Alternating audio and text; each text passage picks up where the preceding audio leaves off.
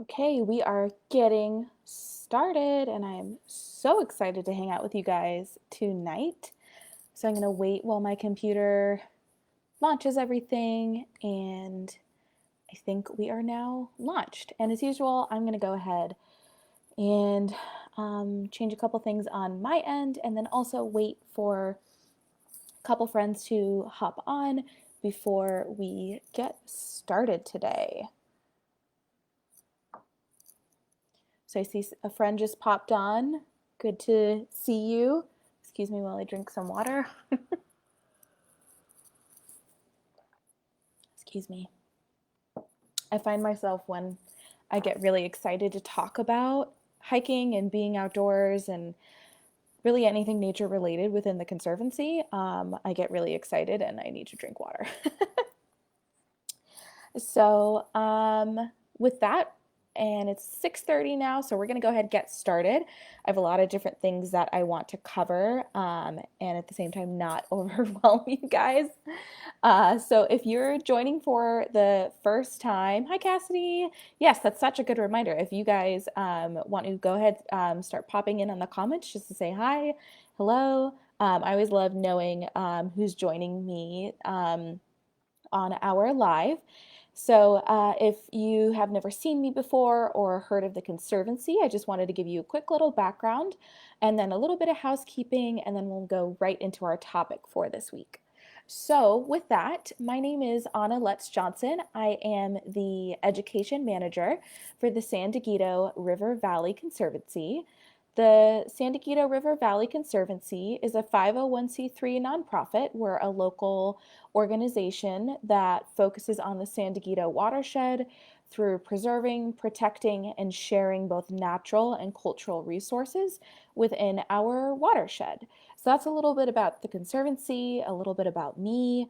And if you see me glancing down, I have said this in past lives, but I keep notes for myself, make sure I keep on track and I don't go on tangents, because if you know me personally, like a couple of people on this live I'm sure do, I will literally talk about this forever. So I just want to make sure I'm on track with you guys. So it is our final week of Facebook Lives. We have been doing this as of this one today for 8 weeks straight. So much has changed in these past 8 weeks. And I look forward to this every single week, and I feel so privileged to be able to engage with you guys in the comments, possibly answer some of your questions, and then also learn from you guys. You guys bring up really great questions that sometimes I don't know the answers for, so it's given me the ability to look at things differently and in a new light. So thank you for joining in. And if you would like to rewatch these videos, or share these videos, I would encourage you to go to our Facebook page, the little video tab, and all of these are cataloged in our video tab. And we also do have a YouTube page. So if you would like to share them that way to friends who maybe don't use or have Facebook, they're on YouTube as well. And but of course none of the comments are uploaded or anything. So with that, I just really wanted to acknowledge you guys, appreciate how you've been engaging, coming week in and week out to have these discussions and learn together. And then also a very big thank you to the team at the Conservancy. I've had a lot of support, not only from our staff with our executive director and conservation manager, but also our social media guru, Adam. So Adam, if you're watching this, thank you so much. He has helped coordinate a lot of this, and I feel really lucky to be able to have a lot of other people also behind the scenes that are supporting us as we learn together. So last week we talked about native plants. We precursored a lot of this hiking stuff with learning about the context of the environment and place that we have within San Diego, and specifically within the San Diego watershed. So today is a beginner's guide to hiking, and we're going to go over like what does it mean to hike and what is a beginner's guide, some leave no trace ethics, and then I'm going to get into, I have like a whole myriad of things to the left of me that I'm going to show you that I usually keep in my backpack, and what I suggest to start out in order to be safe and have an enjoyable time on trail. So I just want to acknowledge before we get into these discussions about the specifics of our trails is that within the San Diego watershed and all around not only the county but the country, that we are on indigenous lands, a lot of our trails. So they are traditional lands to the Kumeyaay people. So just when we're talking about trail ethics, keep that in mind that we are on traditional lands that hold great value to those people, and I hope hold great value to you as well. So, a beginner's guide to hiking. I feel like it's something I had to take a step back because I have been hiking for a long time. All my friends hike, and I understand the lingo and the conversation and what to bring, what not to bring, and feeling comfortable. But a couple things, suggestions that I would give to you as you were going out on trail, maybe for the first time ever, or the first time in a long time, or maybe you've moved or you're new to this area. I would encourage you to start small. It is very different going outdoors and recreating, meaning like going hiking or jogging or mountain biking or horseback riding. So it's better to start small and be a little bit more conservative in how you're approaching your hikes. So, and another really important thing to know is understanding the lingo that is in all of these trail maps. So you'll read things about the difficulty of a trail. So, for example, it might be easy, moderate, or difficult. And what I've found, I'm someone who can only hike easy hikes. I have terrible endurance for as much as I love longer ones. I just don't have very good endurance. Let me know, what level of hiking do you do if you normally do it? Is it easy, moderate, or difficult? But with that being said, there is some variability within the industry. When some people say that a trail is easy, um, I might consider it moderate, or what some people consider moderate might be easy. So it's always good to start small and conservatively and do a lot of research before you go out on trail to better understand what the trail looks like, whether or not there's a lot of hills, and the proper shoes to wear is really important, and having the proper resources with you in your backpack.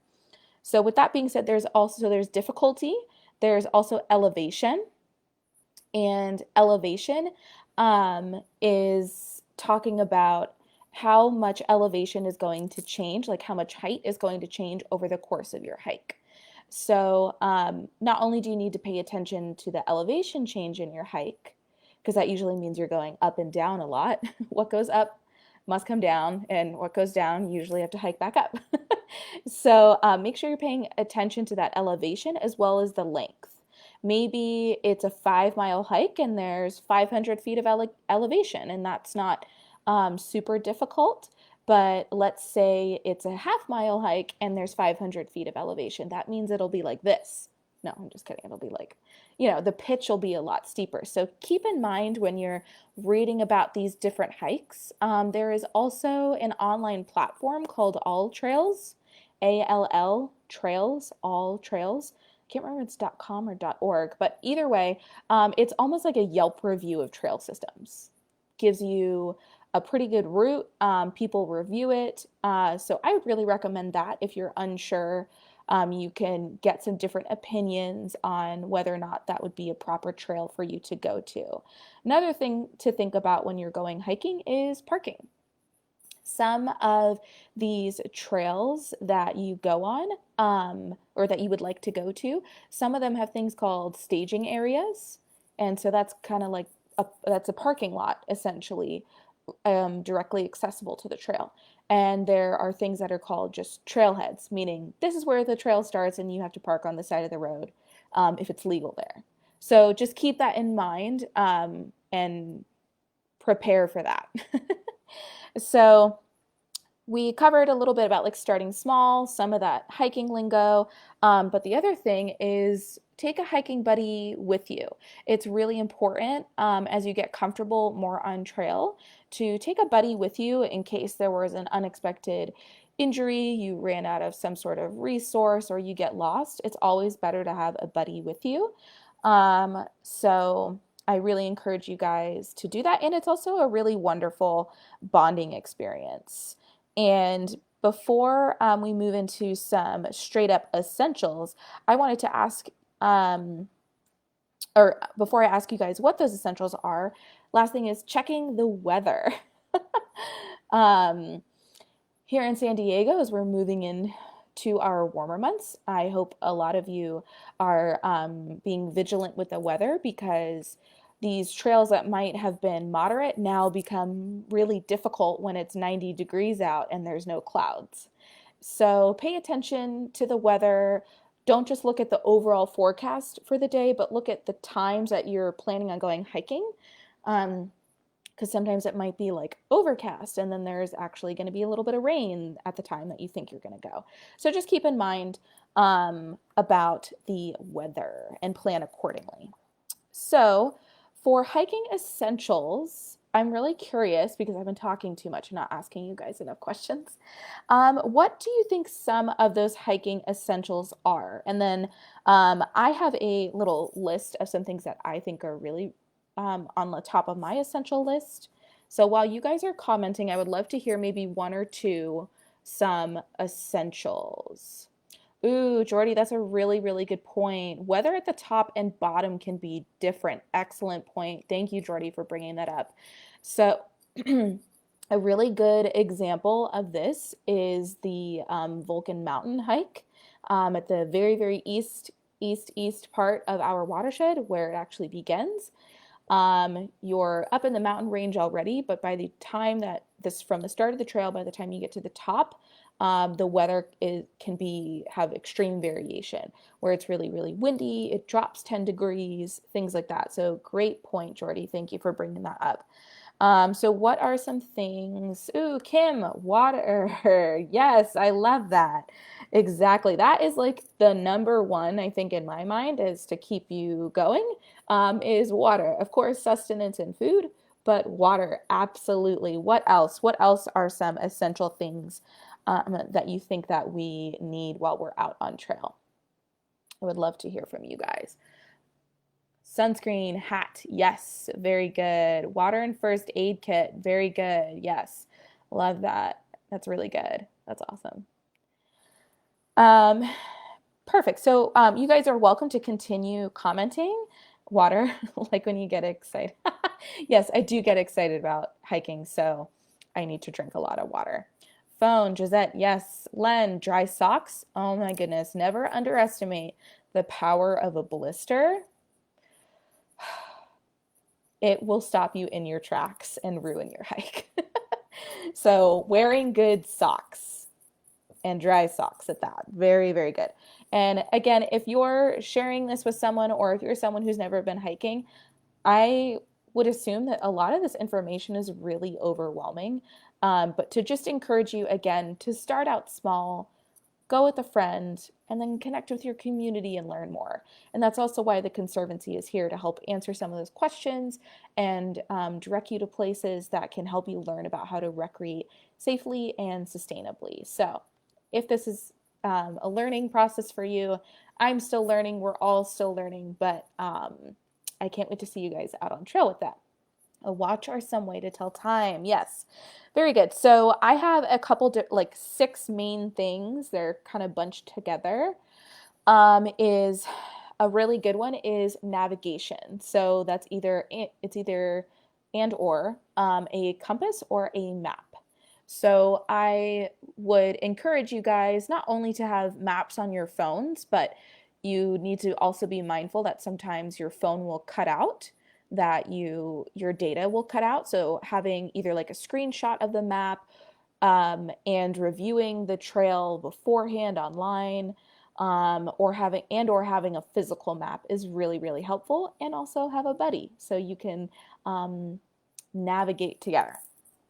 Sun protection is the next one. And I'm seeing some others actually before I move on to that. Whistle, yes, very good. If there's in case of emergency, it's really good if you can't vocalize. It's much easier to whistle to signal that you're in need. Thank you. Andrea, camera, maybe, or a cell phone camera. Very good. Yes, camera. I love taking my phone, airplane mode, so I can relax, but I really like taking pictures. Cassie's spare battery. Yes, make sure that your phone is charged, like one of those little packs that you can plug your phone in. That's really helpful. So we have navigation, sun protection, I think is really something that we can be putting more emphasis on. Is you guys can tell I'm a little pink because I forgot to put on my sunscreen yesterday for my afternoon walk. But it's really important that you're protecting your skin, not only for sunburn's sake, but because it will fatigue you and will dehydrate you if you get overexposure to the sun. Extra clothes. So you don't need to bring a whole change of clothes, but I think it was Jordy who mentioned that there can be a lot of weather changes and sometimes they can occur rather quickly. So it's always good to bring like a little like windbreaker or something like that, or even like a cap or a beanie or something like that. And always dress in layers. Layers is really good. And then Cassidy, I think you mentioned first aid. Um, Next to water, first aid is probably the it's about like the same in importance, that you want to make sure that you have a little safety kit for yourself and your buddy, and then also for maybe if you stumble upon a trail user that can use some assistance if they request it. So that's a good thing to bring as well. And you want to dress for success. So having shoes, socks, clothing that's very breathable while you're on trail, that's really, really important. Shoes, you want to have good tread. Not everyone has the ability to invest in amazing, really expensive hiking shoes, and you don't really need to if you're just a beginner. Especially if you're, since I encourage you guys to start out small and easier hikes, just have running shoes hopefully accessible that have more tread, so more of those ridges, so it can give you more traction while you're on trail. Because we have a lot of like sandy trails that can be a little bit slippery if you're going up or downhill. And then not only water and food, but you want to have extra water and extra food. I cannot tell you how many people I've come across during my time hiking, um, and they just brought the bare minimum and then ran out halfway through their hiking experience and needed water. So I always carry extra water for myself in my hiking group, and then we always carry like one or two extra bottles to hand out to people if we see them on trail and they look like they really could use some extra water. So, ooh, Cassie, I love that. Thank you for that tip that they have some good sales on hiking boots. That's great. And Josette, yes, you beat me to it. Mask, yes. So we will be getting into looking at, what are some requirements on trails now, but absolutely from the river park, our partner, the San Diego River Park, JPA, the county and the city all have different protocols on wearing masks, but the resounding thing that I've heard from not only those organizations, but several throughout the county is having a mask on while you're hiking. And I know that can be a difficult adjustment, especially as it's hotter, but it's just a safer way to recreate at the moment. So you guys are doing great. I'm going to quickly address some leave no trace and other sort of ethical things before I show you all of my goodies that I have off to the left. So have you guys ever heard of leave no trace ethics? LNT, leave no trace. And if you hear any groaning in the background, that is my wonderful dog, so I apologize. But anyway, so leave no trace ethics. Let me know if you guys have heard of leave no trace before. If you haven't, the purpose of Leave No Trace, it's an organization, and after our time today, I'm going to go ahead and post some resources in the comment box for you to access and read more about on your own. So Leave No Trace, the purpose of that organization, and there are several different ethical standpoints or ethics that they use for guiding people on how to recreate sustainably. And the purpose of that is to maintain and respect both natural and cultural resources while in the outdoors, not only for wildlife, but as previously mentioned, for our indigenous communities and also for the generations that follow. So we want to recreate in a way that's both respectful for wildlife, indigenous communities, people now enjoying the trails, and for future generations. So there's 7 different of these leave no trace ethics. And again, I will provide this link because this is more of a, you don't need to remember these like by specifics, but just remember to be conscientious and respectful while you're outdoors and be keeping that while you're having fun. So you want to plan ahead and prepare. That's one of theirs. You want to travel on durable resources or durable surfaces, sorry. So that means like you're not going off trail. It's really, really important to stay on trail, not only for respect for the land, but also respect for the trail system and for rattlesnake safety. So staying on trail is a really good way to stay safe and will decrease the likelihood of having a negative encounter with a rattlesnake. And so the third one is disposing of waste properly. So there's this idea of packing it in. So you're bringing food into this natural space in a wrapper and packing it out, meaning you're going to take that trash with you. Leave what you find. So I see a lot of, especially like younger friends, they would love to pick leaves, take rocks, find shells, all of that. And that's always so fun. But it's important to just leave it as it is because it plays an important role for our natural spaces. So I would encourage you guys to, if you have access to some sort of camera, rather document it that way rather than take it home with you. The leave no trace ethics also applies to camping. So you're going to want to minimize campfire impacts. And that one I would encourage you to read more on if you're campers, but I wanted to focus more so on the other ones that are more hiking specific. And the 6th one is respecting wildlife. So that means giving them a proper amount of space. Don't feed them, and just be mindful of that as you guys are. And then the last one is being considerate of others.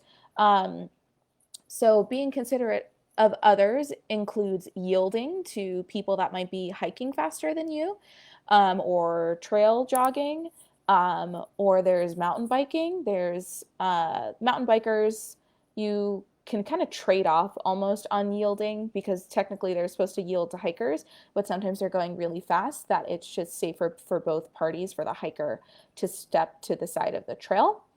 And then if you ever come across an equestrian, a horse, then you it's best to yield and allow the equestrian to pass by, and and go from there. So we're almost finished with all of the regulations behind hiking, if you want to call it that. But last thing I wanted to touch on is rattlesnake safety. So I already mentioned this a little bit, but just to keep mindful of, it is rattlesnake season. So if you do come across one on trail, especially as it's getting warmer, maintain your distance because they do have a decent striking distance. I believe for a full-grown rattlesnake, it's about 5 feet. So that's a decent striking distance. Don't throw rocks at it or sticks at it. I know it can be really surprising and really jarring, especially if you have a dog or a little one or you're in a group. But just give them their space and they'll usually move out of the way. So that's a little bit about rattlesnake safety. I would encourage you guys, again, to read up more on that, just to prepare, and be safe while you're out there. So now I know you guys have been so curious about my hiking backpack, and it is the most disappointing backpack you guys will ever see. No, just kidding. So this is my wonderful $15 on clearance Eddie Bauer hiking backpack that I have been using now For about 2 years, I have older backpacks, but I find this one is really good. It's a soft backpack, meaning it's really, really flexible. And some people don't like that, but it works out really, really well for me. So there's different side compartments on both sides that can hold different water bottles, has a front zipper, a small pocket zipper, and then this is to the main body. And I'm not saying you have to get Eddie Bauer, but I would encourage you guys, if you're like, oh, I don't have the best hiking shoes or have the best backpack, um, grow as you go. So have the right things, definitely, like water, food, safety kit, sun protection, things like that. But you don't need all of the fancy hiking stuff. If that's what you're able to do and that's what you prefer, go for it. But just do things in the mindset of safety. So I actually have most of the stuff that I usually have in my backpack out on my table. I'll show you guys, but it has this giant pocket. And something else I wanted to highlight is it has this zipper pocket, or zipper, geez, Velcro pocket, geez.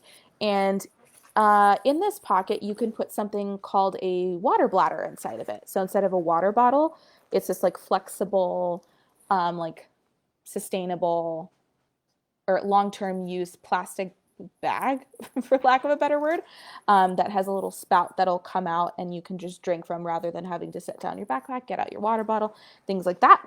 So I have my sunscreen in here, and I also have this REI medical kit. This is a really, really good medical kit. I carry this not only for work, but also in my own personal hiking. It's really, really, really useful. And then I have literally, I think like 10 of these in my bag. Just these little like chewy bars, like granola bars, because you want something. Usually what most people is they're having low blood sugar when they're out hiking and they get really, really fatigued. So you want something sugary. I've also seen people promote honey. If you just get like a honey packet and suck on it really quick, that can help deliver some of that sugar to your system and give you that boost of energy. These are also my hiking shoes. These are made by, I can never pronounce the name correctly. It's either Merrell or Morel, but either way, I really, really enjoy this brand. This is my second pair of these shoes. I like them so much. They have really, really, really great tread. You can tell they're new because I haven't really been able to go out hiking much. But so they have really, really good tread. So you can see like some of the ridges back there that help with traction. Also, I have my giant wallet. So it's good to obviously always keep your wallet on you, but to have your ID on you as well. And then I obviously have my car keys. I bring my car keys with me. And you guys are going to laugh at me because this is like from 2014, but I have a selfie stick. And I love using it because we can't use drones when we're out, and we can't, I'm pretty short, so I love my selfie stick. Just obviously being mindful of other trail users that I'm not whacking them with it. I also, again, here's what I actually grabbed out of my bag earlier is a little Welch's fruit snack. And then I have like usually different guides with me to help identify things because that's what I enjoy doing. So this is a pamphlet called The Birds of Lake Hodges. This was made in collaboration with the San Diego River Park and KS Nature Photography. So this is a good little pamphlet that can help you identify different birds. And you don't have to get this specifically. I mean, I really love it, but if that's your thing, you can always bring those with you. I also, this is a brand new one, but I like to have a nature journal with me. And obviously always a pen that I just accidentally dropped. And as someone mentioned before, a watch. I keep my watch with me. And a hair tie or a scrunchie, because sometimes halfway through my hike I get so hot I gotta put my hair up. My sunglasses. And my reusable water bottle. This is really good, something that's insulated to keep your water cool. You don't want it really, really, really cold because that can actually upset your stomach and make you hotter. So, and this is my beloved Patagonia hat. This Patagonia hat I've had for about 5 years. This is something that I take on every hike with me. I really, really love. And we're almost finished with my backpack must-haves. And this is, I'm not going to show you the whole thing because it's weird, but this is made by Columbia. It's a Columbia long sleeve, like UV ray protection button up, and it helps decrease my likelihood of getting sunburns while I'm out hiking or recreating. And yeah, that's really helpful. And then what someone else mentioned is my mask. This is my mask that I wear while I'm out recreating. So make sure you wear your mask. And my dog is going to freak out because I'm grabbing her favorite thing. But this is my dog's harness that she wears along with her leash. And equally as important are her poopy bags. So if you go hiking or outdoors with your furry friend, make sure you bring those waste bags with you, again, in that idea of packing it in and packing it out. So that's all the stuff that I have that I keep in my bag usually.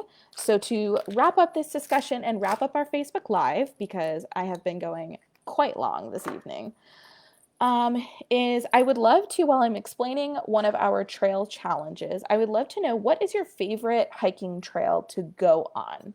I'm really curious. What is your favorite hiking trail to go on?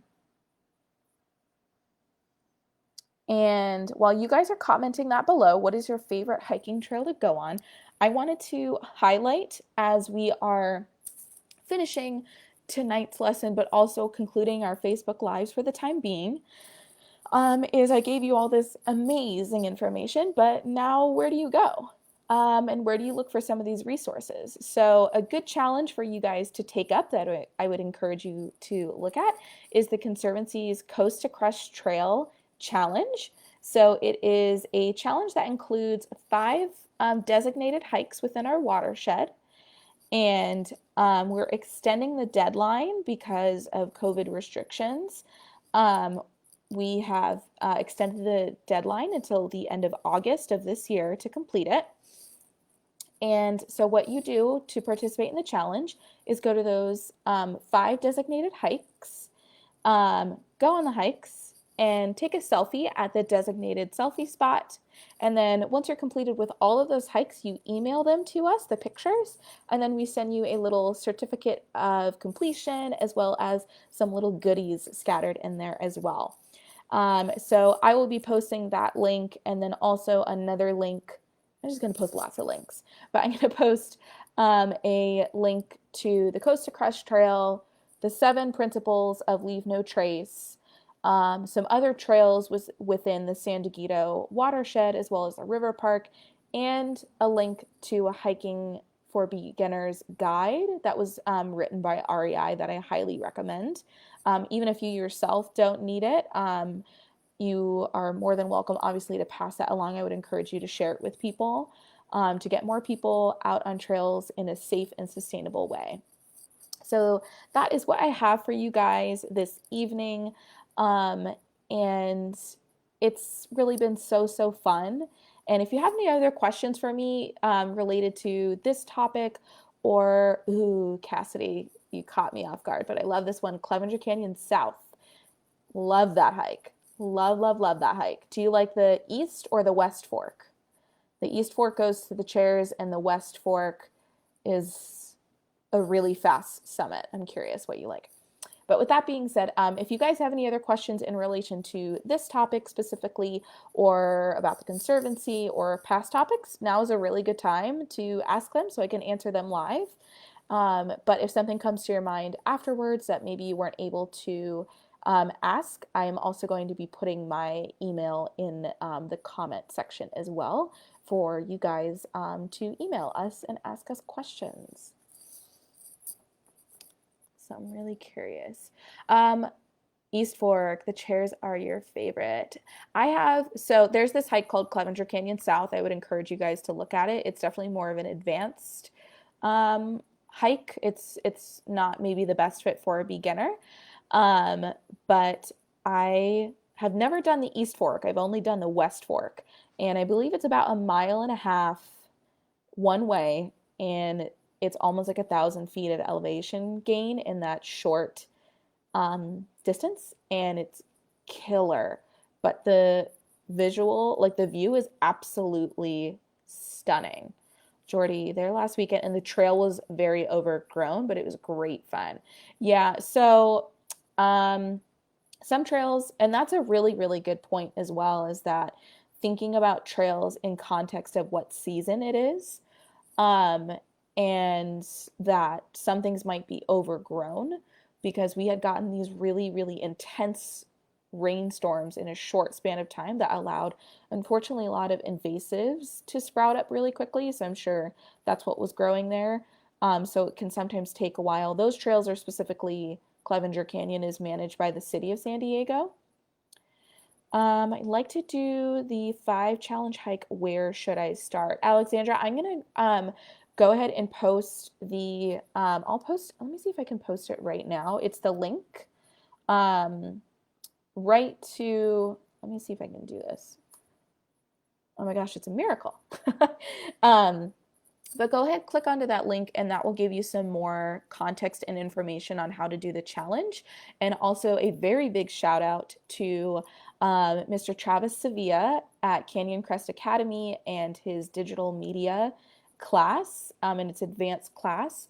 And they helped design our or our completion patches, and the Conservancy patches, like iron-on ones, that we distribute to you guys when you finish the challenge. So I would absolutely encourage you guys to click on that link, and I'll provide some other ones as well after I hop off. Highland Valley is a great hike to start with on the challenge. Melinda, I agree. Yes, that hike is really great, but it does get hot quickly. There's not there's intermittent shade, so I would just keep that in mind to either go earlier in the morning, or later in the afternoon, but always, pay attention to when those staging areas close and open. We only have one hike left to go, finish the challenge. Woohoo! Go Cassidy, go Melinda. That's awesome. That's so good to hear. That's great. Are there any other questions that I can answer for you guys? I know we're almost 10 minutes over at this point, but I just really want to emphasize how wonderful this experience has been for me. It's been so great being able to learn alongside you guys, and allowed me an avenue to teach in a new way. That's something that I love doing as a part of my job, and it was a big adjustment at the beginning, just like for everyone when things started to move to remote situations. So really appreciate the opportunity to have these discussions, to share about what the Conservancy is doing in our community, and hopefully see you guys out on trail sometime soon. When things get to a safer standpoint to recreate together, the Conservancy does a lot of community hikes. We even do full moon hikes. So when there's full moons, we will go hiking in the dark, which usually isn't allowed. So that's what makes it extra, extra special.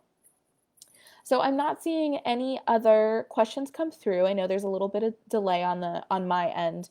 That when I talk, there's about like 10-second delay before you guys see it. But with that, I'm going to go ahead and wrap up. If I see any questions in the next couple of minutes after I log off, I'll just reply to them directly. But like I said, I'm going to go ahead and post those extra resources. Please feel free to share them with people who might be intimidated or unsure about hiking and how to start, because it can be a really foreign thing to think about. How do I go in the outdoors and be safe? So that's what we like to promote, is not only safety, but also fun. So again, it has been such a joy and a pleasure to be with you guys these past 8 weeks. Stay tuned for some other things that we're going to be putting out to keep engaging with you guys. and seeing what you're up to. I love connecting with you. So again, my name is Ana Lutz-Johnson. I am the education manager for the San Diego River Valley Conservancy, and I will be putting our contact information in the comment section. So please go ahead, check there if you have any other questions or would like to have a deeper discussion about some of these topics that have come up. Alrighty, friends. I will see you next time, whenever that is, whether that's over Zoom webinar, maybe Facebook Live in the next couple months, who knows, or hopefully in person when we can hike again. So stay well, be safe, go out and recreate if you're able to, and we appreciate your support. And with all of that, this is going to conclude our Facebook Live series for the time being. All right, everyone, have a good rest of your evening.